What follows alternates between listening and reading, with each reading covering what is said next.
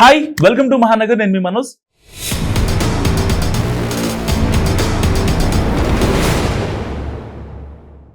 కూటమి ప్రభుత్వం దూకుడు మీద ఉంది. వైఎస్ఆర్ కాంగ్రెస్ ప్రభుత్వం నిర్ణయాలను పునఃసమీక్షిస్తోంది. అందులో భాగంగా వైఎస్ఆర్ పేర్లను మార్పు చేసేందుకు ప్రయత్నిస్తోంది కూటమి సర్కార్. ఇది అందరికీ తెలిసిన విషయమే. కానీ దీంట్లో భాగంగా ఇప్పుడు తాడిగడప మున్సిపాలిటీ పేరును మార్చేసింది. జగన్మోహన్ రెడ్డి హయాంలో వైఎస్ఆర్ తాడిగడప అని పేరు పెట్టారు.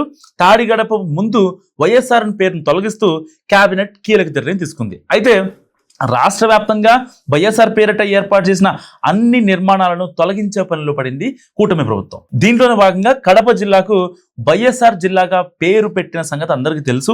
దీనిపై సైతం ప్రభుత్వం దృష్టి పెట్టినట్టు ప్రచారం జరుగుతుంది. ఉమ్మడి ఏపీలో కడప జిల్లాది ఒక ప్రత్యేక స్థానం.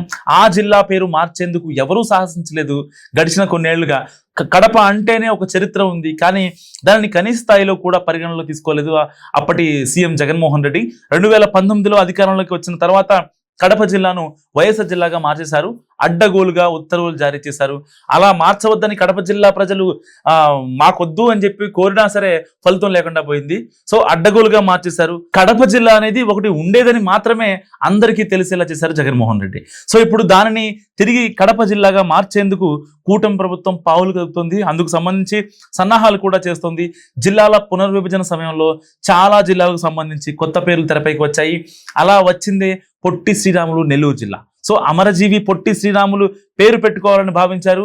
అది సముచితం కూడా. కానీ నెల్లూరు సైతం కొనసాగేలా పొట్టి శ్రీరాములు నెల్లూరు జిల్లా అని నామకరణం చేశారు. కడప విషయంలో సైతం ఇదే మాదిరిగా చేయాలన్న విన్నపాలు వచ్చాయి. కానీ జగన్మోహన్ రెడ్డి పట్టించుకున్న పాపాన పోలేదు. కడపోళం అని గర్వపడేలా చెప్పుకునేవారు అక్కడి ప్రజలు. సో కానీ తాము వైఎస్ఆర్ జిల్లా వాళ్ళమని చెప్పుకునేందుకు కాస్త ఇబ్బంది పడుతూ వచ్చారు ఇప్పటి వరకు. కూటమి ప్రభుత్వం రాగానే వైఎస్ఆర్ జిల్లాను కడప జిల్లాగా అధికారికంగా మార్చాలన్న వినతులు కూడా అప్పట్లో బాగానే వచ్చాయి. అయితే కూటమి ప్రభుత్వం ఇక్కడే కీలక నిర్ణయం తీసుకుంటోంది.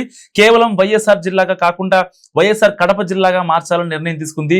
సో వైఎస్ఆర్ పేరు తొలగిస్తే అనవసర రాజకీయాలకు అవకాశం ఇచ్చినట్లు ఉంటుందని భావించి ఈ నిర్ణయం తీసుకున్నట్టుగా తెలుస్తుంది. సో మొత్తానికైతే కూటమి ప్రభుత్వం వినూత్న ఆలోచనలతో ముందుకెళ్ళటం ఒక రకంగా విశేషం చెప్పుకోవాలి. అయితే గతంలో వైఎస్ఆర్ కాంగ్రెస్ ప్రభుత్వం ఏకపక్షంగా పేర్లను తొలగించేది.